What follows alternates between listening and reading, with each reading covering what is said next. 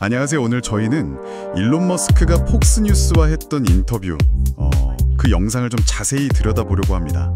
네, 특히 그가 왜 이렇게 갑자기 정치적으로 논란의 중심에 섰는지, 또 스스로는 그 이유를 뭐라고 설명하는지에 대한 내용이죠. 맞아요.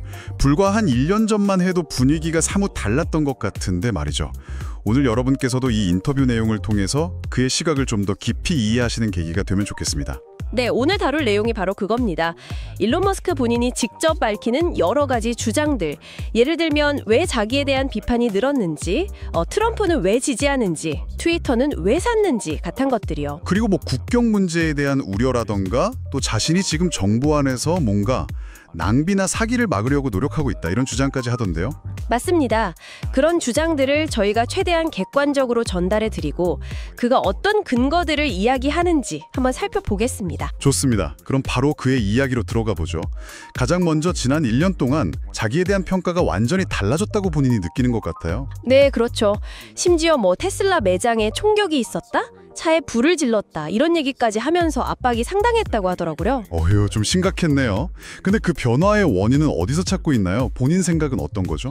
인터뷰를 보면요, 자기가 정부 안에 있는 수십억 달러 규모의 낭비와 사기, 이걸 파헤치기 시작했기 때문이라고 주장해요. 아, 정부 비판을 하니까 공격받는다? 네, 그러니까 그냥 의견이 다른 차원이 아니라 자기 행동이 어떤 기득권 세력의 이익을 건드렸다는 거죠. 그래서 표적이 되었다? 이런 논리입니다. 흥미로운 시각이네요. 그런 맥락에서 보면 트럼프 전 대통령 지지나 민주당에 대한 강한 비판도 좀 이해가는 면이 있긴 합니다. 특히 불법 유권자 수입 계획 이런 표현은 정말 세던데요? 맞아요. 그는 트럼프의 승리가 미국의 위대함을 지키는 데 꼭 필요했다고 보고 있고요.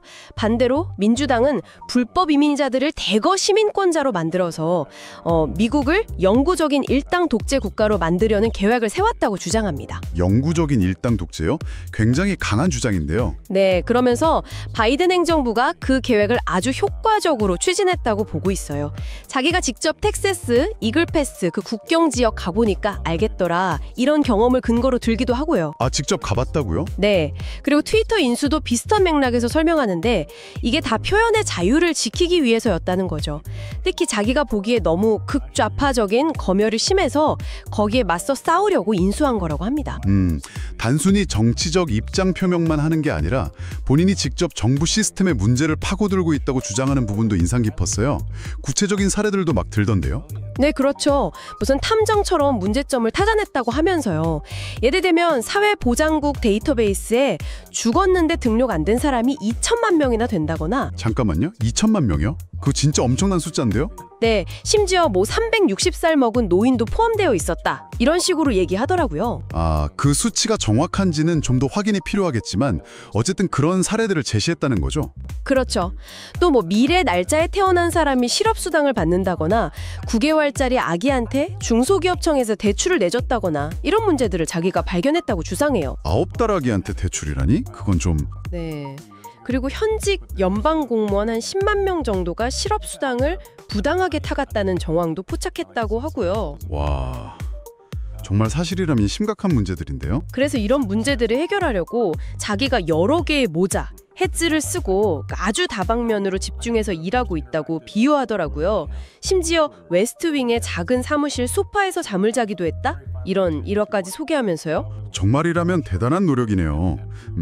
근데 이런 자신의 활동과 주장들 때문에 결국 나치 같은 그런 식의 비난까지 받는다고 생각하는 거군요. 네, 그는 그런 인신공격을 자신과 트럼프 전 대통령이 겪고 있는 일종의 정치적인 피해 게임, 블러드 스포트, 또 캐릭터 암살 시도다 이렇게 딱 잘라 말합니다. 피해 게임이라. 네. 그러면서 자기는 누구한테 해를 끼친 적도 없고 오히려 전쟁을 막으려고 노력했는데 왜 이런 공격을 받겠냐는 거죠.